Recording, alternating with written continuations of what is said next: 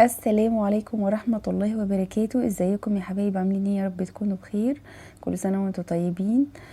بسكويت النشادر، بسكويت الماكينة بأسهل طريقة ممكن تجربوها. احلى بسكويت يتاكل مع الشاي بلبن او الشاي فطار اول يوم العيد. هنعمله مع بعض بطريقة جميلة جدا ومميزة.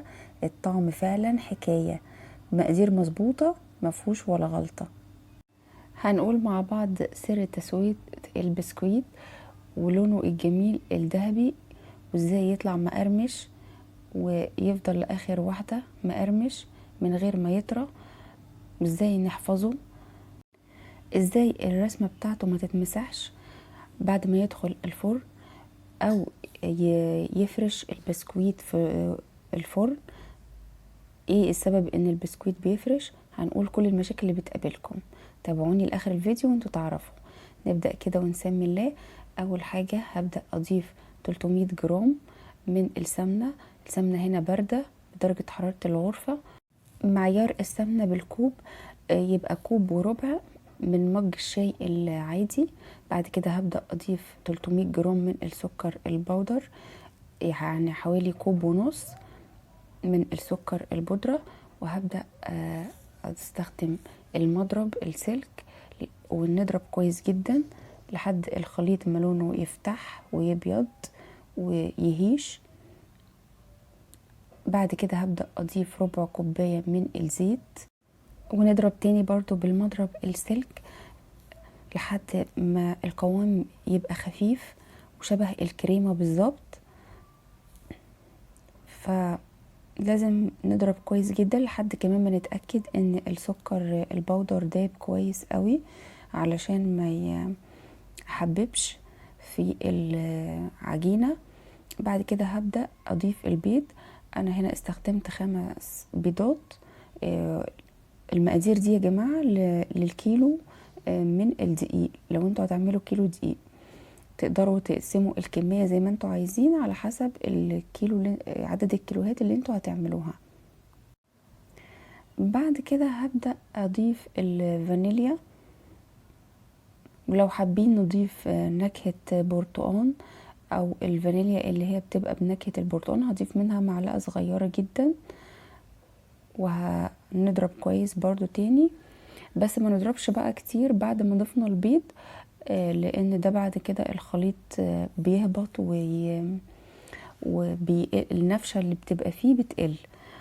فانا مش هزود الضرب بعد ما ضفت البيض. هجيب بقى كيلو من الدقيق، وطبعا الدقيق هنا انا نخلته، وهضيف له معلقة كبيرة من البيكنج باودر. ما نحاولش نزود البيكنج باودر لان علشان الرسمة بتاعت البسكويت ما تختفيش وتتمسح، فهنضيف معلقة واحدة بس. هبدأ اضيف الدقيق بالتدريج، مش هنزل بالدقيق كله مرة واحدة لحد ما اشوف العجينة هتحتاج دقيق قد ايه، لان كل دقيق نوع دقيق بيختلف عن الاخر. وكمان طبعا الدقيق اللي انا استخدمته هنا دي بيبقى مخصص للكحك والبسكويت زي ما انتوا عارفين. نسبة الاستخراج بتاعته بتبقى 72%، لان العرق بتاعه بيبقى ضعيف ما فيهوش بروتين كتير. هشغل المضرب لحد الدقيق ما يختفي في الخليط. بعد كده هنزل بكمية تاني بالتدريج برضو ونضرب لحد ما تختفي.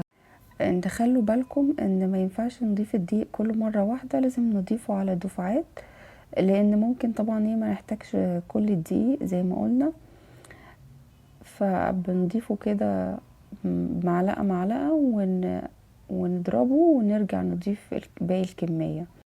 طبعا ربع كوباية الزيت اللي احنا ضفناها بتدي قرمشة حلوة جدا وقوام هش قوي للبسكوت بتاعنا.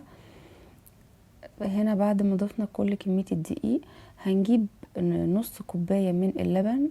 لو بالملي هيبقى 100 ملي من اللبن، وهضيف ليهم معلقة صغيرة من النشادر. ما نحاولش نكتر النشادر، ونقلبها كويس جدا لحد النشادر ما تدوب في اللبن.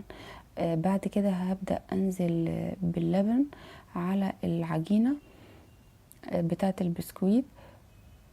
ويدوب بقى هنا هنبدأ نلم العجينة بس مش اكتر، مش هنعجن كتير، يدوب نلم العجينة كده وعلى سرعة هادية جدا زي ما انتوا شايفين، بالكف بتاع العجان نلم العجين، ما نحاولش نعجنه كتير علشان ما يعملش عرق والعجينة تبدأ تنشف بقى مننا وتتقطع. بعد كده هنسيب العجينة ترتاح حوالي ربع ساعة، وهنا عجينة البسكويت كل ما ترتاح بيكون افضل. طب لو احنا مش هنستخدمها على طول وهتاخد وقت مثلا مننا مشغولين في حاجة او بنجهز للفطار او مثلا، يبقى هنشيلها في التلاجة مش هنخليها بره، هندخلها التلاجة ونسيبها لحد ما نبدأ نستخدمها.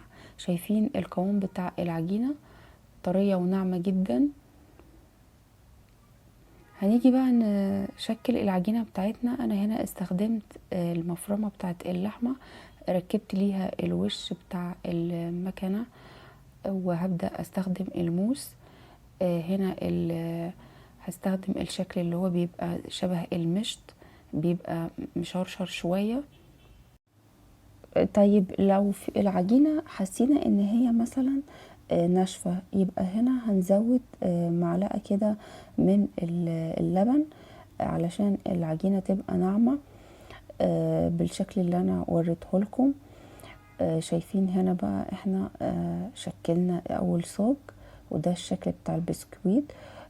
طبعا انا بساوي الحجم بتاعه لان المكنه مش هتطلعه طبعا وانا بقطعه بنفس الحجم المتساوي، فانا كل واحده بتطلع بعد ما بخلص الصاج بظبطه بالسكينه اي زيادات او اي حاجه علشان يبقوا مقاس واحد وحجم واحد، فبالسكينه كده بشيل الزيادات. طيب لو العجينه مثلا حسينا ان هي طريه، هنا هنزود او زياده عن اللازم مثلا وناعمه جدا، لا هنزود هنا بقى شويه دقيق، لان العجينه بتاعت المكنه بتكون ناشفه شويه. فيفضل ان احنا في الاخر واحنا بنضيف الدقيق مثلا نشيل كوبايه من الدقيق او معلقه كبيره ونشوف العجينه هتحتاجها، هتحتاج المعلقه دي ولا لا، علشان نقدر نتحكم في القوام بتاع العجينه. هندخله الفرن على درجة حرارة 180 لمدة 20 دقيقة مش اكتر من كده، النار هتبقى من تحت بس، لو في مروحة هنشغلها. طب لو مفيش مروحة في الفرن هنضطر نشغل الشواية في اخر 5 دقايق علشان ياخد اللون الذهبي الجميل اللي انتوا شايفينه ده. طب بالنسبة ازاي نحفظه، هنحفظه في علبة كرتون، بس طبعا مش هنحطه في الكرتون على طول، لا هنفرش فيها مشمع او كيس بلاستيك علشان الكرتونة ما تمتصش المادة الدهنية بتاعت البسكويت ويحتفظ بالقرمشة بتاعته. طبعا بنسيب مسافة ما بين كل بسكوتة والتانية في الصاج علشان ما ندي مسافة ان هو يستوي كويس من الجناب. طبعا سبب ان البسكويت بيفرش اول ما بيدخل الفرن ده بيكون بسبب ان السكر البودر الكمية بتاعته زادت مننا، فما نحاولش نزوده، نلتزم بالمقادير. الكيلو بياخد من 250 ل 300 جرام سكر بودر، ما تزودوش عن كده يا جماعة علشان ما يسحش ويفرش جوه الفرن. طيب لو احنا مش متوفر المكنة دي وحابين نعمله بالنشادر هنعمل ايه؟ يبقى هنقلل كمية الدقيق اللي احنا مستخدمينها، هننقص حوالي نص كوباية من الدقيق او معلقة كبيرة من مقدار الدقيق هنشيلها، مش هنضيف الكيلو كله، هتبقى العجينة طرية شوية. ونستخدم كيس الحلواني والقمع. طبعا اهم حاجة بأكد عليها ما تزودوش النشادر او البيكنج باودر، ده هيخلي الرسمة تتمسح معاكم. وحاجة تاني برضو مهمة، لو انتوا مستخدمين بيض بلدي يبقى هتستخدموا 5 بيضات. طيب لو استخدمنا بيض ابيض او احمر يبقى هنستخدم 4 بيضات بس، مش هنزود عن كده لان حجم البيضة طبعا بيكون اكبر من البيض البلدي. البيض البلدي بيبقى صغير. اتمنى ان الوصفة تكون عجبتكم وان شاء الله تجربوها وشايفين الجمال. ايه رأيكم فيه بقى؟ اشوفكم على خير ان شاء الله في فيديو جديد ووصفة جديدة. متنسوش اللايك والشير للفيديو.